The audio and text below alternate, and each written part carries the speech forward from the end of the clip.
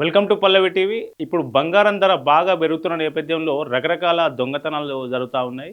ఈ బంగారం ధర పెరుగుడేమో కానీ ఈ మహిళలకు రక్షణ లేకుండా పోతుంది. మహిళలు ఏ స్థితిలో ఉన్నా కూడా బయటకొస్తే చైన్ స్నాచింగ్, ఇంట్లో ఉంటే నగలు మెరుగుపెడతామని చెప్పి ఏదో మత్తుమంది ఇచ్చి అట్లా తీసుకుపోతున్నారు. చివరికి హాస్పిటల్లో కూడా వదిలేయడం లేదు. హాస్పిటల్లో బెడ్ మీద పడుకున్న మహిళల ఒంటి మీద కూడా బంగారం ఎత్తుకపోతా ఉన్నారు.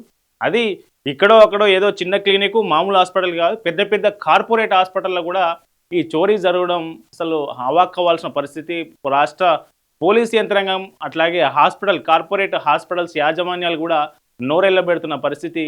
అదేంటో చూద్దాం. ఇదందరూ తెలుసు కదా, యశోద హాస్పిటల్ సికింద్రాబాద్లో ఉన్నటువంటి యశోద కార్పొరేట్ హాస్పిటల్ ఇది. ఈ యశోద కార్పొరేట్ హాస్పిటల్ ఎట్లా ఉంటుందంటే చాలా హరీబరిగా ఉంటుంది, హై సెక్యూరిటీ ఉంటుంది. మనం లోపలికి వెళ్ళినామంటే ఒక రూమ్లోకి మనం వెళ్ళాలంటే కూడా సెక్యూరిటీ రూమ్ ముందే ఆపేస్తున్న పరిస్థితి ఉంటుంది. సో ఇంత సెక్యూరిటీ, సీసీ కెమెరాలు, ఇంత పెద్ద కార్పొరేట్ వ్యవస్థ ఇదంతా ఉన్న ఈ హాస్పిటల్లో నిన్న ఒక విచిత్రకరమైన చోరీ జరిగింది. దాదాపు 10 తులాల బంగారం, ఒక కిలాడి లేడీ 10 తులాల బంగారం ఒక పేషెంట్ ఒంటి మీద నుంచి కొట్టేసింది.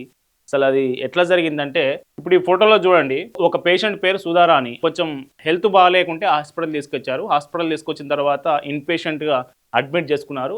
అడ్మిట్ చేసుకుని ఒక రూమ్ కేటాయిస్తారు కదా, సో ఆ రూమ్లో ట్రీట్మెంట్ నడుస్తూ ఉంది. సడన్గా ఒక డాక్టర్ వచ్చింది. ఒక డాక్టర్ కోట్ వేసుకున్నటువంటి, మెడలో స్టెథోస్కోప్ అట్లాగే కోట్ వేసుకున్నటువంటి ఒక డాక్టరు పేషెంట్ కేస్ షీట్ తీసుకొని ఆమె దగ్గరకు వచ్చింది. ఈమె దగ్గరకు వచ్చేసరికి వీళ్ళ భర్త అట్లాగే కొడుకు, వీళ్ళు బంధువులు ఉన్నారు, 2-3. వాళ్ళందరూ మీరు బయటికి వెళ్ళాలి, నేను ఇంజక్షన్ ఇచ్చేది అని చెప్పి వాళ్ళని బయటికి పంపించేసింది. ఈమె ఏమనుకున్నది, ఈమె నిజంగానే డాక్టర్ అనుకున్నది. ఈమె బంధువులు కూడా నిజంగానే డాక్టర్ వచ్చింది, మరి నాకు ట్రీట్మెంట్ చేయడానికి వచ్చింది ఏమనుకున్నారు. ఈమెకి ఇంజక్షన్ ఇచ్చింది. ఆ ఇంజక్షన్ ఏంటంటే మత్తు ఇంజక్షన్. ఆ ఇంజక్షన్ ఇచ్చి ఒంటి మీద ఉన్నటువంటి 10 తులాల బంగారం తీసుకొని హ్యాపీగా బయటకు వెళ్ళిపోయింది. తర్వాత ఈమెకు స్పృహ వచ్చింది. బయట ఉన్నటువంటి ఈమె బంధువులు వచ్చి చూసేసరికి ఒంటి మీద బంగారం లేదు.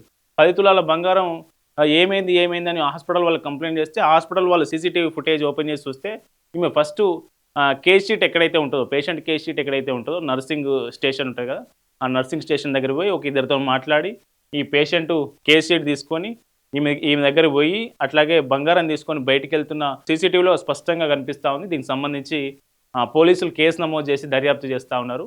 సో ఇంత క్లోజ్గా ఎట్లా మూవ్ అయింది వాళ్ళతోని, అక్కడ ఉన్నటువంటి నర్సులతో కావచ్చు, సిబ్బందితో కావచ్చు, కేస్ షీట్ తీసుకునే దాకా ఎట్లా వెళ్ళగలిగింది సెక్యూరిటీ అంతా దాటుకొని అనేది పోలీసులు ఇప్పుడు ఇన్వెస్టిగేషన్ చేస్తూ ఉన్నారు. సో ఏది ఏమైనా ఎవరిని నమ్మొచ్చే పరిస్థితి లేదు. డాక్టరు ఇంజక్షన్ ఇచ్చి ట్రీట్మెంట్ చేస్తాడేమో అనుకుంటే, డాక్టర్ కోర్టులో వచ్చి స్టెథోస్కోప్ పట్టుకొని మరీ 10 తులాల బంగారం ఎత్తుకపోతారని ఎవరూ ఊహించరు. సో ఇది ఊహించని ఘటన. సో ఇట్లాంటి కార్పొరేట్ హాస్పిటల్లోనే భద్రత లేదు కాబట్టి బంగారం వేసుకుంటున్నటువంటి మహిళలారా జాగ్రత్తగా ఉండండి. మీ బంగారానికి ఎవరు బాధ్యత, బయట ఎవరు సెక్యూరిటీ ఇచ్చే పరిస్థితి లేదు. మీ బంగారాన్ని మీరే కాపాడుకోండి అనడానికి ఇది ఒక తాజా ఉదాహరణ. ఈ అంశానికి సంబంధించి మీ అభిప్రాయాలను కామెంట్ రూపంలో తెలియజేయండి.